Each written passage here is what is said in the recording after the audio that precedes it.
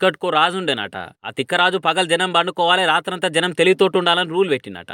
ఎవరన్నా రూల్ తప్పిరాహింది అని బట్టులను పెట్టి చెకింగ్ చేపించటోడట. అగో మధ్యప్రదేశ్ లో కొత్తగా ముఖ్యమంత్రి అయిన మోహన్ యాదవ్ కథ కూడా గట్టినే ఉంది. కొత్త బిచ్చగాడు పొద్దెరగాడు అన్నట్టు సీఎం అవుడే ఆలస్యం రాష్ట్రంలో డిసెంబర్ 15 సంది బహిరంగంగా చికెన్ మటనే కాదు కోడిగుడ్లు కూడా అమ్మొద్దని ఆర్డర్ వేసిండు. మరి జనాలు నీసు కౌసు గుడ్లు తింటే బలంగా తయారై రాష్ట్ర అభివృద్ధి కుంటు పడుతుంది అనుకున్నాడో ఏందో గాని ఇంత గొప్ప రూల్ తెచ్చినట్టున్నాడు. అటు మన రాజస్థాన్ లో కూడా ఓ బీజేపీ ఎమ్మెల్యే గిట్లనే చేసిండు. గెలుచుడే ఆలస్యం చికెన్ మటన్ దుకాణాల కాడికి పోయి మూసేయాలన్న ఆలను బెదిరించిండు. అయినా ఆలు తినకపోతే ఇంకొవలు తినొద్దనుడు ఇదెక్కడ దిక్కుమాలిన రూల్ అని జనం కూడా మండిపడుతున్నారు. అరే పుట్టినప్పటి సంది తింటున్నాము, నడిమిట్ల కొత్తగా నామం పుచ్చుకున్న వాళ్ళకు నియమాలు ఎక్కువ అన్నట్టు వీళ్ళొచ్చి మేమేం తినాలి ఏం తినొద్దని రూల్ పెడుతున్నారు. ఇదే మన తాలిబాన్ల రాజ్యమా ప్రజాస్వామ్య దేశమా అని అక్కడ జనం మస్తు కసుబుసు అంటున్నారట. మధ్యప్రదేశ్ అంటేనే గ్రామీణ లెక్కుండే రాష్ట్రము. మరసొంటి రాష్ట్రంలో మాంసం బయట అమ్మకపోతే వాల్మార్ట్ లులు మాల్ అసొంటి క్లోజ్డ్ హైఫై ఏరియాలు అమ్ముతారా ఇట్లా? 3 నెలలు సాయం చేసి మూలకున్న ముసల్దాన్ని కొట్టినట్టు అంత చేసి చీపుగా చీయకూర దుకాణాల మీద పడి అదేందో పెద్ద అచీవ్మెంట్ లెక్క ఫీల్ అవుతారు ఈ పువ్వు గుర్తోళ్ళు అని పుల్లు దప్పి పొడుస్తున్నది కూడా నెటిజన్ లోకము.